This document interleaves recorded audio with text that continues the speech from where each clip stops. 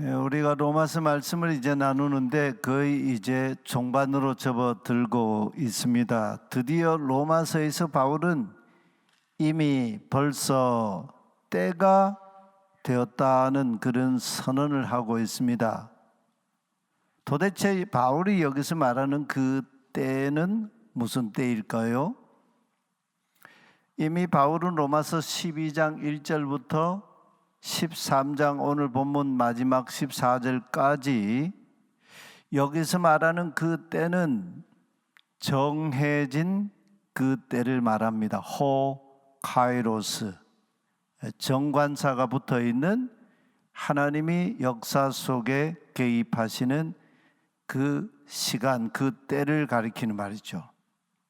하지만 이 정해진 그 때를 상정하고 바울은 믿음으로 의롭다 하심을 얻은 그리스도인들이 어떻게 살아가야 하는지를 이 로마서 이 앞부분의 그 모든 내용을 다 통묶음으로 이 때를 지향하면서 이야기하고 있다 하는 겁니다.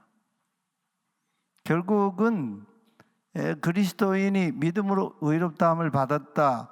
그 그리스도인은 이 때를 지향하는 사람이라는 거죠. 그리스도인들의 삶의 이야기, 행동 이야기, 삶의 방정식, 신앙의 방정식을 분명히 규정하고 있는 그런 말씀입니다. 요즘 쉬운 말로 표현하면 그날 곧 종말의 때 예수 그리스도께서 강림하시는 그때 파루시아의 때지요. 그리고 종말의 때 에스카토스, 맨 끄트머리에 마지막 종말의 때, 그 때를 두고 명령하시는 말씀입니다. 로마서 13장 11절에서 이신칭의로 앞서서 바울이 많은 얘기를 했지 않습니까? 우리가 믿음으로 하나님의 의를 덧입는다, 의롭다함을 칭함을 받는다, 구원받은 사람, 믿음으로 의롭다함을 받은 사람은 로마서 5장 1절에서 하나님과 더불어 화평, 평화, 샬롬, 에이런에 하나님과 샬롬을 누리는 그리스도인이다는 것을 분명히 했습니다. 하나님과 샬롬하지 못하는 것은 신앙인이 아니다는 거죠.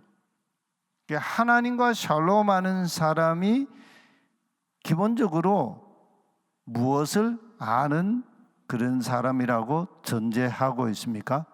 오늘 로마서에서 바로 그 하나님과 샬롬하는 사람은 그 때를 아는 사람이다. 파루시아, 강림하시는 주님의 때, 에스카토스, 맨 궁극의 그 시간, 그 때를 기억하고 오늘을 살아가는 자이다. 이게 전제되어 있습니다.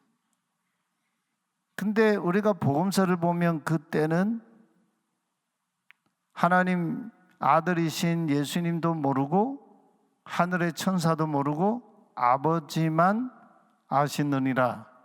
그러므로 예수님께서 너희는 그날과 그 시를 알지 못하니 깨어 있으라 이렇게 말씀하셨잖아요. 그 어떤 사람도 그 때를 정확하게 그 날과 그 시간 그 때를 아는 사람은 아무도 없다는 거죠.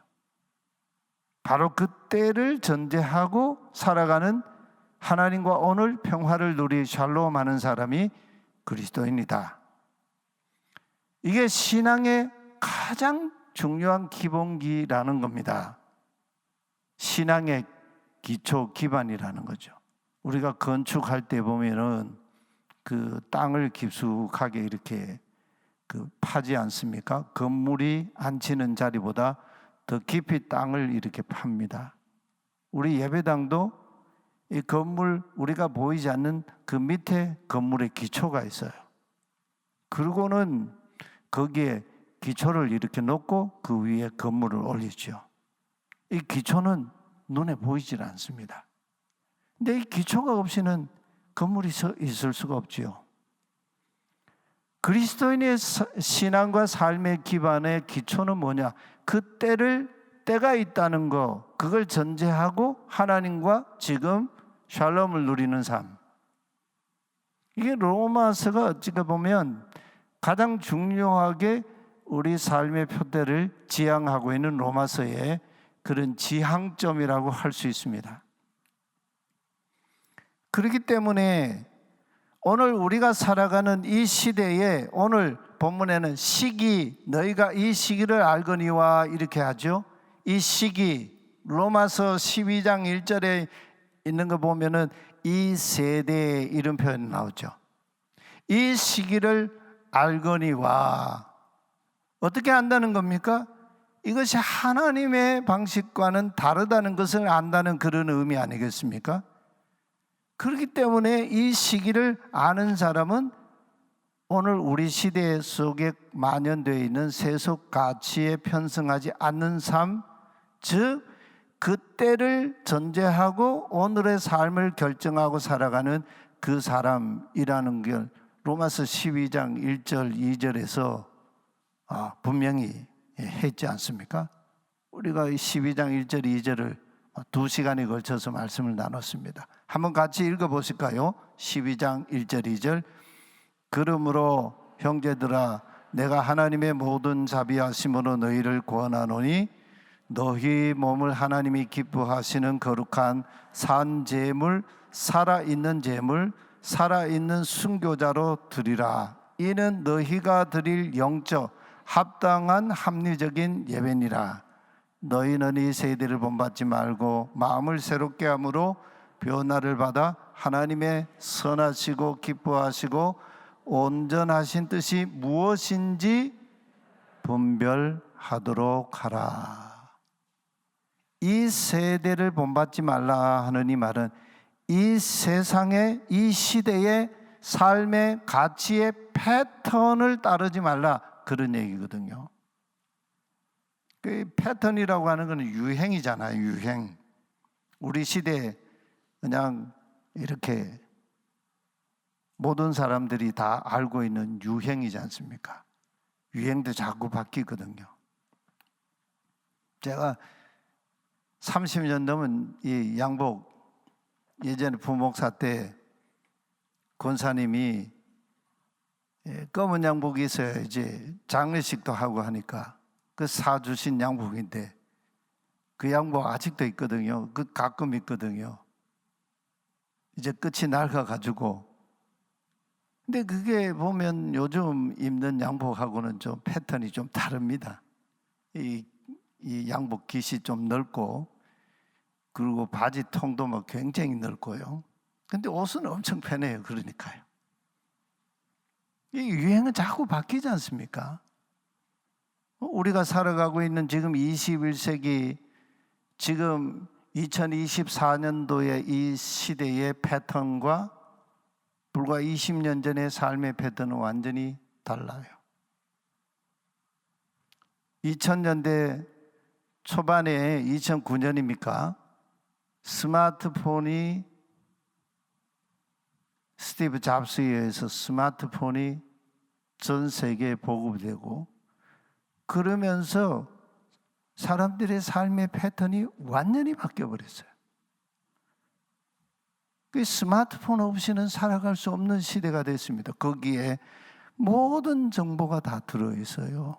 개인적인 정보. 저도 그 스마트폰 혹시 어디를 중요한 그 모임에 가야 되는데 그걸 두고 오니까 전화번호를 기억하는 게 없어요. 그러니까 집으로 전화해가지고 교회로 전화해가지고 막 이렇게 몇 군데로 이렇게 걸러가지고 연결이 된단 말이죠. 전화번호를 모르니까 전화할 수도 없고 모든 게 단절이에요. 이제는 스마트폰이 내 신체의 일부가 됐어요. 이런 이 스마트폰을 가지고 살아가는 현대 인류를 포노 사피엔스라고 그러죠. 스마트폰 없이는 못 사는 사람. 그 스마트폰 하루에 얼마나 사용하는지 여러분 한번 좀 계산을 해보래요. 하나님 말씀을 묵상하고 읽는 시간이 얼마인지 한번 비교를 해보래요. 그러면 우리가 이 시대의 패턴을 따라 살아가는 사람인지 하나님 말씀의 패턴을 따라 살아가는 사람인지 당장 구분이 되잖아요. 오늘 로마서 13장 11절에서 14절을 읽을 때 우리는 기독교 2000년 역사에 위대한 교부였던 북아프리카 히포의 주교였던 아구스티누스라고 하는 이 교부를 우리가 빼놓을 수가 없어요. 그는 비그리스도인인 아버지와 그리스도인인 어머니 사이에 태어난 인물입니다. 청년 시절에 당시에 유명했던 수사학을 공부하고 또 이교도인 만이교에 심취해가지고 인생의 젊은 그 인생의 10여 년이라는 시간을 허송세월을 했습니다. 당시에는 또 철학 사조가 아주 그냥 세계를 지배하던 그런 시대니까 신플라톤주의 철학에 빠지기도 하고 그러면서 젊은 시절에 탐욕적인 삶을 살았습니다. 이 아구스티누스의 젊은 시절은 어떤 삶이었느냐? 성적으로 방종한 생활을 했습니다. 이 사람은 그러니까 나중에는 거룩할 성자를 써서 세인 아구스티누스 이렇게 변화가 됐는데 그때 당시에는 이 섹슈얼한 그런 이 방종한 생활을 했습니다. 그러면서 출세에 목말라 했던 젊은이였습니다. 그러나 목적 없는 성공을 지향하던 그는 문학도 하고 수사학도 하고 논증법도 배우고 당대 최고의 그런 교육을 카르타고에 와서도 공부하고 또 이 이탈리아에 와서도 공부하고 그런 교육을 받았지만 그 모든 것이 그 시대에 그걸 추종하면 할수록 그를 방탕으로 이끌었습니다. 행실이 좋지 못한 친구와 같이 어울렸습니다. 누가복음 15장에 나오는 집 나간 둘째 아들처럼 말이죠. 쾌락을 탐닉하는 젊은이였습니다.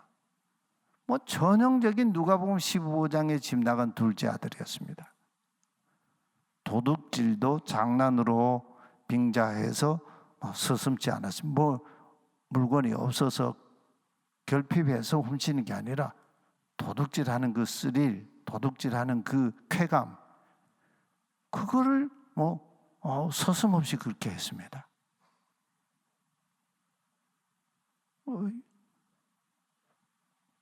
남의 물건 훔치다가 유치장에 가고 또 감옥에 간 사람도 많지 않습니까? 돈과 물질이 필요해서가 아니라 도둑질하면서 느끼는 그 쾌감 때문에요. 또 학생 시절에 한 여성과 동거를 했는데 18세에 아데오타투스 하나님의 선물이라는 그런 이름의 뜻을 가진 아들을 낳았습니다. 그의 젊은 시절은 거룩한 아구스티누스가 아니라 성적인 성 아구스티누스였습니다. 그러다가 13년 동안 동거하면서 아들까지 낳았던 그 여인을 버리고 돈 많은 여자와 결혼하려고 했습니다. 그러니까 전형적인 탕아였습니다. 명예를 탐하다 보니 연설가의 꿈을 꾸면서 수사학을 막 공부하고요. 생계를 유지하기 위해서 거짓말을 팔아야 했던 그런 수사학적인 삶은 고통을 또 안겨주기도 했습니다. 그러던 이 아우구스티누스에게 밀라노의 셋집에서 살 때 정원 무화과나무 밑에서 쓰러진 채 홀로 앉아서 한없이 눈물을 흘리면서 하나님께 부르짖었습니다. 뭐 아무리 해봐야 이 인간의 내면이 차지 않거든요. 자기를 충족시키지 못하니까.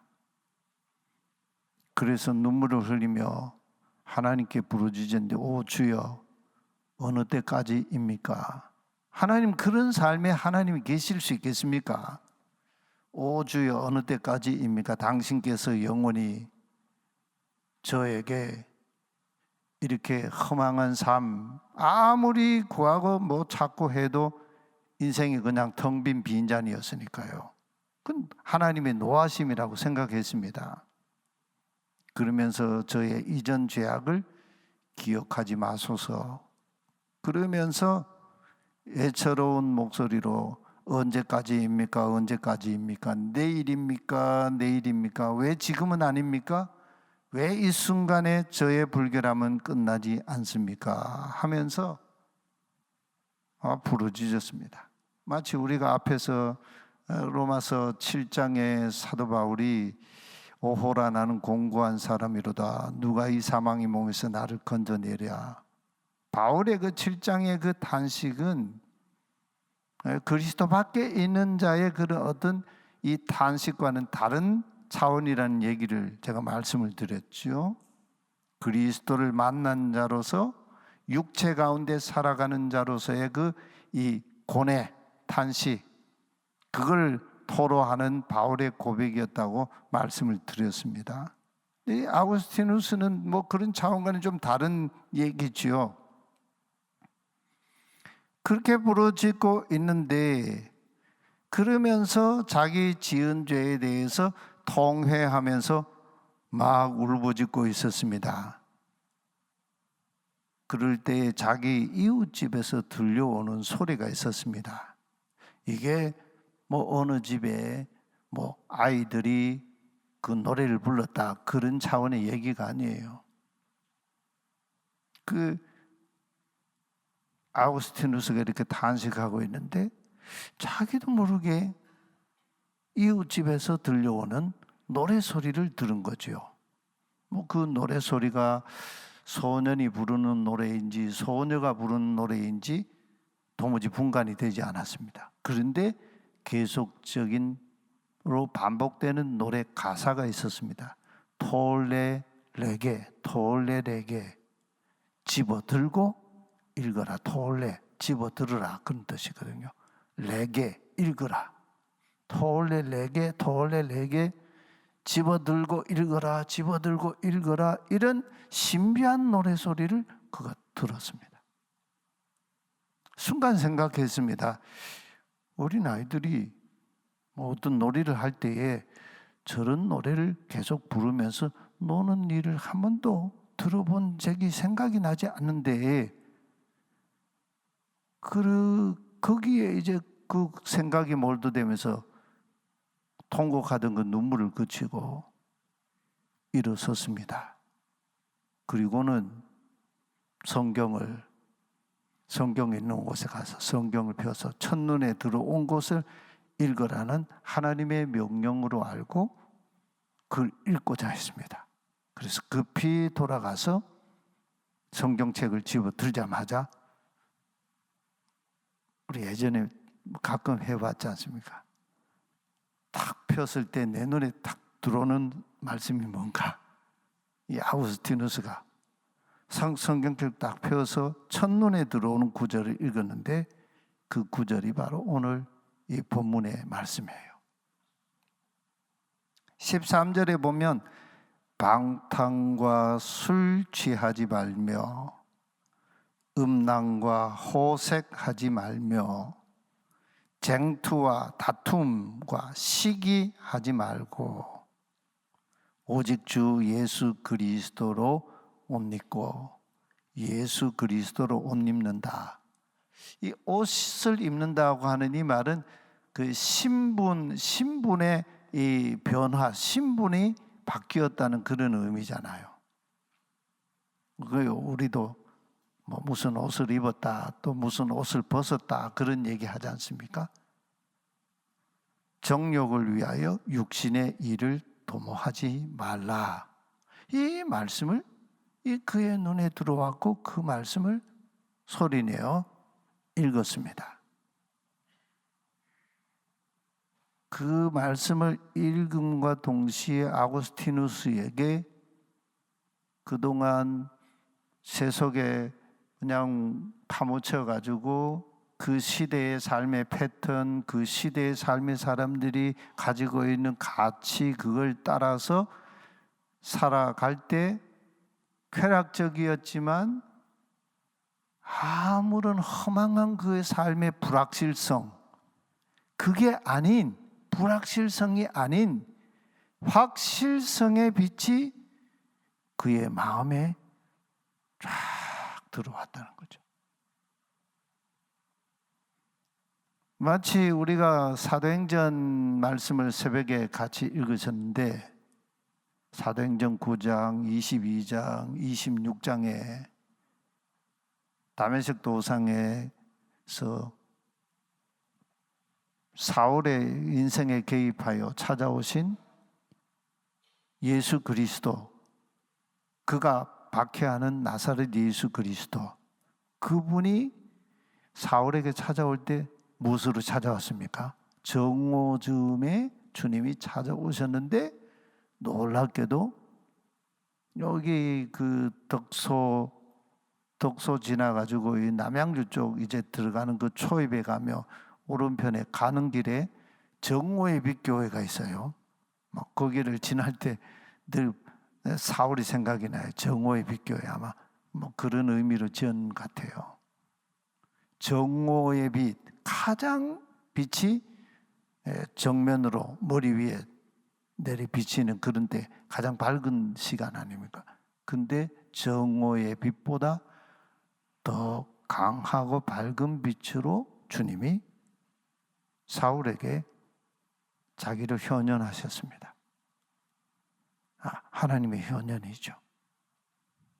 그러면서 사울을 불렀죠. 사울아, 사울아.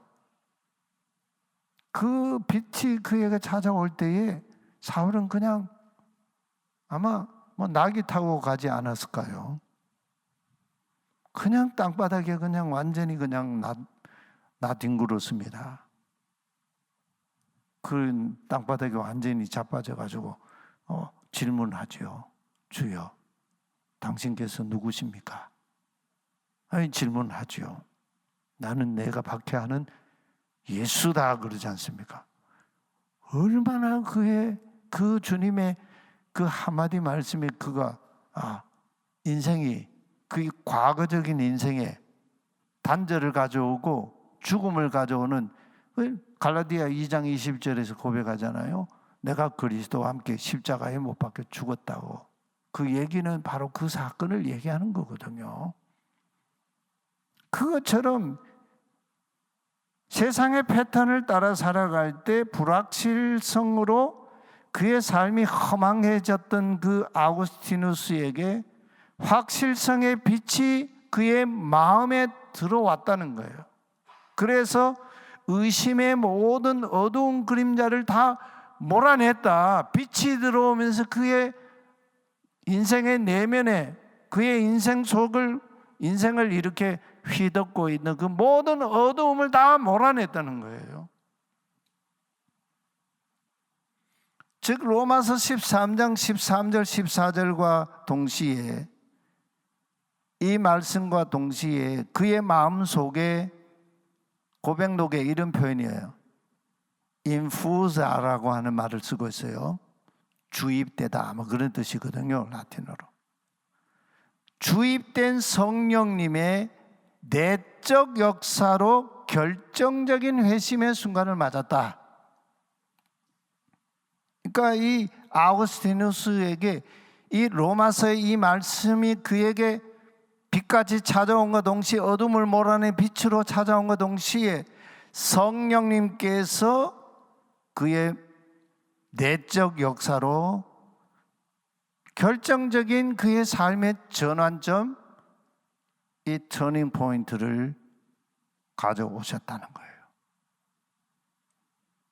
그 순간을 맞은 아구스티누스는 곧바로 집으로 돌아가서 자기를 위해서 기도하시는 어머님 모니카에게 그 사실을 다 말씀을 드렸습니다. 어머니께서 얼마나 기쁘셨겠어요. 그래서 어머니는 아들의 회심 순간에 그 얘기를 다 들으시고는 너무 기뻐가지고 승리감에 차서 막 어머님이 춤을 추셨다 기뻤어요. 야, 한 사람이 하나님을 만날 때 그 현장인 거죠. 사건 현장인 거죠. 우리가 자녀들 이렇게 뭐 키우는데 참 부모 마음대로 안 되는 게 자녀 아닙니까? 지금 작고하신 그 권사님인데요. 예전에 제가 목회하던 교회에 그 권사님이 시집간 딸과 사위가 교회에서 처음으로 집사가 됐다고. 목사님 신방 와달라고 그래가지고 뭐 전도 부치고 뭐 찌개도 끓이고 해가지고 예배 드리고 식사 구역 식구들 다 불러가지고 그렇게 막 예배 드리고 식사를 나눴는데요. 그날 잔치의 이유가 우리 사위와 딸이 집사가 됐다는 거예요. 그게 너무 기쁘다는 거예요. 이 아우구스티누스의 어머니는 우리의 온갖 구하는 것이나 생각하는 것에 더 넘치도록 능히 행하시는 하나님을 찬양했다 합니다. 에베소에 나오는 말씀이잖아요. 야, 이 어머니가 그냥 나이 30이 되도록 그 아들 30이 되도록 아들을 위해서 눈물로 기도했는데 그 기도가 응답이 되는데 우리의 온갖 구하는 것이나 생각하는 것에 더 넘치도록 능히 행하신 하나님을 찬양합니다. 야, 이게 이런 기도를 우리 부모로서 할 수 있으면 우리 부모 된 자의 가장 기쁨 아니겠습니까? 우린 여기서요 한 가지 질문을 던지지 않을 수가 없어요. 우리가 아는 이 아구스티누스 기독교 2000년 역사에 가장 위대한 교부 신학의 기초를 이렇게 토대를 놓고 신학에 발전하는 그 어떤 새로운 정기를 마련한 그런 인물로 여기지 않습니까? 교부 중에 교부라고 할 수 있죠. 이분이 아프리카 사람이에요. 저 북아프리카 히포의 주교였어요. 이분이 이제 회심한 이후에 많은 사람들이 아구스티누스를 막 추앙하고 살아있는 성자다. 그 역사 속에 성인, 세인트라고 하는 이 칭호는 그 사람이 살았을 때는 안 붙이거든요.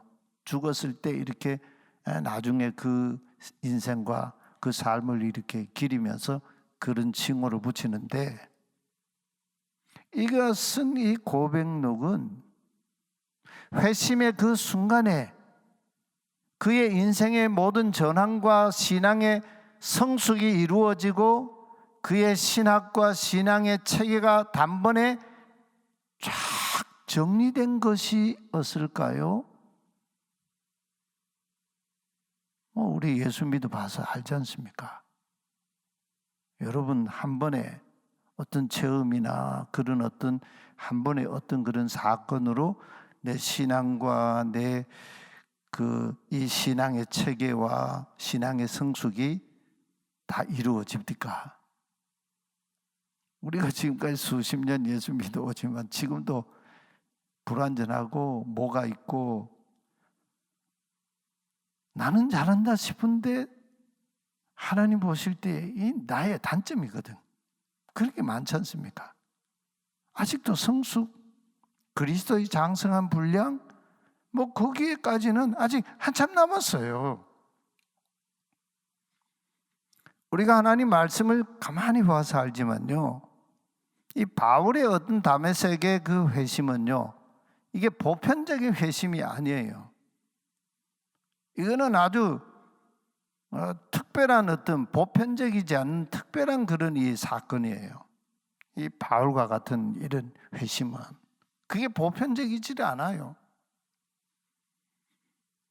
이 아구스티누스가 참회록을 회심한 이후에 쓰기까지 꽤 시간이 많이 걸렸어요. 그의 그 시간 걸리는 그 시간 동안 그의 신학적인 깊이가 점점 더 깊어지고 자기를 성찰하는 그 자기를 돌아보고 자기의 내면과 하나님 앞에 부족함과 이 연약함을 성찰하는 그 깊이가 깊어지고 그 신앙이 체득화되는데 점진적으로 계속 발전해 갔습니다. 그가 처음에 말하던 신학과 그 이후에 아우구스티누스의 신학은 점점 바뀌어가고 있어요. 종교개혁자 루터도 마찬가지예요. 루터를 연구하는 사람들이 그 하는 일반적인 얘기가 뭐냐면 루터를 도대체 한마디로 종잡을 수가 없다. 이 루터가 1517년에 종교개혁을 일으키던 그 시점의 루터와 계속해서 시간이 가면서 루터의 이 신학적인 성향이나 교회 역사 속에 행동하는 그런 어떤 루터의 행동 이런 것들이 자꾸 변하거든요. 여러분은 안 변하세요?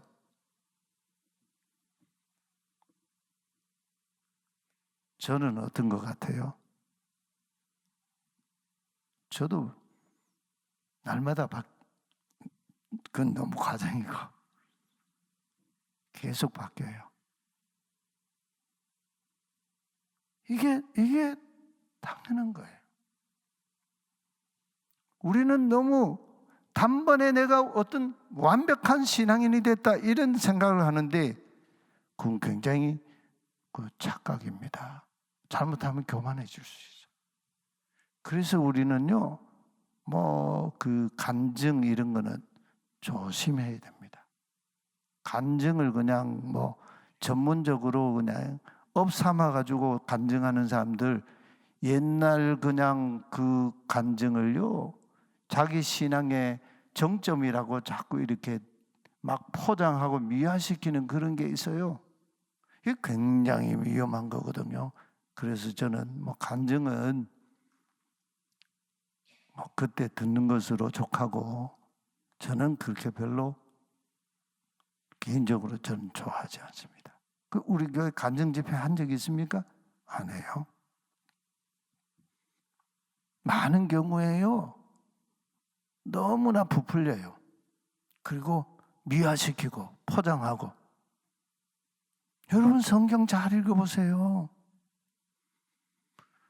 로마서 12장 1절부터 13장 14절까지 절대적이면서 불가역적인 그리스도인의 변화된 삶에 대한 명령 권고를 지금 우리가 받고 있는데 그 궁극적인 지향점은 파루시아의 때, 종말의 때 주님이 역사의 모든 것들을 정리하시고 완성하시는 그때 그게 우리의 신앙의 궁극적인 지향점이에요. 그럴 때에 우리의 신앙은 한순간에 전격적으로 이루어지는 그런 일은 극히 드물어요. 바울도 그러질 않았어요. 바울이 로마 교회에 지금 보낸 이 편지를 우리가 읽고 있는데 다메섹 도상이라는 이 극적인 종말적인 변화는 단순간에 일어난 일이었지만 바울 그 역시도 그의 신학과 그의 신앙과 그리스도인으로서 이방인으로서 사도로서 그의 깊이는 단순간에 이루어진 과거의 그 순간에 머물러 있지 않았습니다. 이 로마서를 쓴 이후에 로마 옥에서 빌립보서를 썼는데 그 빌립보에서 바울이 뭐라 그럽니까? 의미심장한 얘기를 해요. 내가 그리스도와 그 부활의 권능과 그 고난의 참여함을 알고자 하여 그의 죽으심을 본받아 어떻게 해서든지 죽은 자 가운데서 부활에 이르려 하노니. 그 다음에 뭐라 그럽니까? 내가 이미 얻었다 함도 아니요 온전히 이루었다 함도 아니라 오직 내가 그리스도 예수께 잡힌 바 된 그것을, 그리스도께서 잡고 있는 거 있잖아요. 나를 향하신 주님이 잡고 계신 그거 있잖아요. 예수께 잡힌 바 된 그것을 내가 잡으려고 지금도 달려가노라. 현재형이에요. 형제들아, 나는 아직 잡은 줄로 여기지 아니하고 오직 한 일, 즉 뒤에 있는 것은 잊어버리고. 뒤에 있는 거 잊어버린다는 말은 뭡니까? 우리가 지금까지 예수 믿고 교회에서 섬기고 봉사하고 살아온 내 신앙의 그 과거 다 그냥 하나님 은혜입니다 하고 묻어두고 앞에 있는 것을 잡으려고 표대를 향하여 그리스도 예수 안에서 하나님이 위에서 부르신 부름의 상을 위하여 지금 달려가고 있다. 디오코, 현재형이에요. 과거형도 아니고 미래형도 아니고 지금 달려가고 있다. 신앙은 한순간에 결정적으로 다 성취되고 완성이 되고 결말이 나는 것 아닙니다. 아브람 보십시오. 75세에 하란에서 하나님 부름을 받았습니다. 그리고 창세기 15장에 1절에 가면 하나님께로부터 큰 상급을 받을 것이라는 약조를 받지요. 아브람을 데리고 밤에 장막 밖으로 이렇게 하나님이 나가시더니 하늘의 별을 보여주면서 저 하늘에 반짝이는 저 무별을 보라. 저 셀 수 있겠니? 내 후손이 저 하늘의 별과 같으리라. 하나님이 엄청난 말씀하시. 그러니까 아브라함이 뭐라고? 아이고 하나님, 뭐 후손이 저렇게 별처럼 많은 거는 고사하고 자 아들 하나 없습니다. 그냥 뭐 다메섹 사람 내가 어릴 때부터 길러온 이 종 엘리에셀 내 후사 삼겠습니다. 막 그런 말씀하지 마세요. 이러니까 아니다. 그래서 하나님이 창세기 15장에서 횃불 언약을 맺지요. 3년 된 암소, 3년 된 암염소와 3년 된 순양을 잡아다가 둘로 쪼개어라. 그리고 양쪽으로 서로 마주보고 쪼갠 그 재물을 이렇게 마주보고 서로 벌려놓으라. 이게 이제 약조하는 거거든. 고대 시대예요. 그래서 누가 그 쪼갠 고기 사이로 지나갑니까? 언약을 체결하는 당사자가 같이 그 사이로 지나가면서 언약을 체결해요. 그게 도장 찍는 거예요. 등기하는 거랑 마찬가지예요. 근데 어둠이 깊고 흑암이 막 두려운 가운데 막 깊어지는 그때 하나님 아브라함에게 막 말씀하셔요. 너희 후손이 이방에 객이 되어서 400년 동안 그들을 섬기고 그들이 너희를 징치하겠다. 그리고 나서 내가 그들 손에서 건져내어 가지고 약속의 땅을 너와 내 후손에게 주겠다.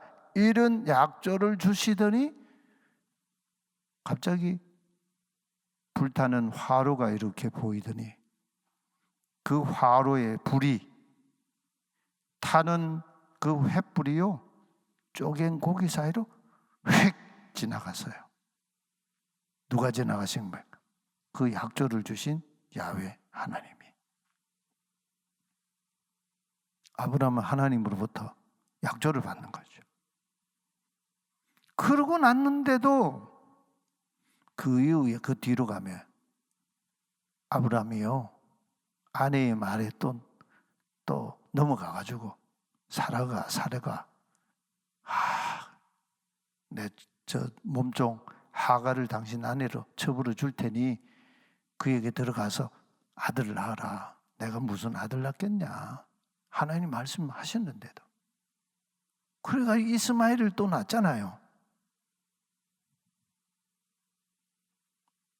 그런데 99세가 됐을 때 하나님 아브라함을 다시 찾아오셨어요. 시간이 굉장히 많이 흘렀죠. 나는 전능한 하나님이라 너는 내 앞에서 행하여 완전하라. 너로 번성케 하겠다. 이러시더니 아브라함의 이름을 하나님이 이름을 바꿔버리셔요. 아브라함이라 하라. 열국의 아버지다. 그리고 그의 아내 사례를 사라라 하라. 열국의 어머니, 모든 민족의 어머니다. 이렇게 이름을 바꾸시고는 내 아내 사라가 아들을 낳으리라 이름을 이삭이라 하라 이렇게 하시잖아요. 그리고 21장에 가면 사라가 이삭을 낳습니다. 22장에 가면 이삭, 내 아들, 내 사랑하는 독자 이삭을 내가 내게 지시하는 모리아 땅으로 가서 거기 내가 일러준 그 한 산에 가서 그를 번제로 드리라. 그 야훼 이르예가 거기서 나오잖아요. 그리고 23장에 가면 이삭을 낳은 아내가 죽습니다.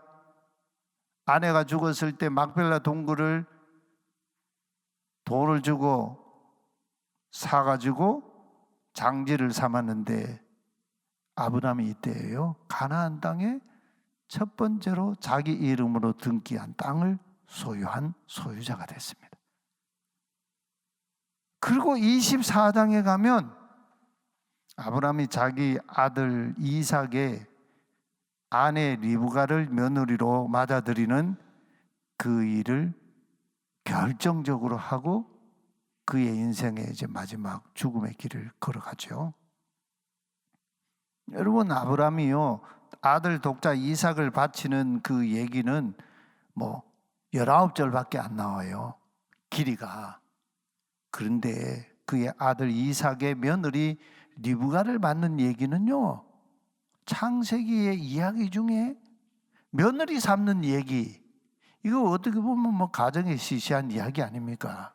근데 이 이야기를 67절에나 걸쳐가지고 어마어마한 양의 이야기를 시시콜콜하게 그걸 다 기록하고 있어요. 이게 뭔 얘기입니까? 아들, 딸 시집 장가 보내는 굉장히 중요하다는 얘기예요.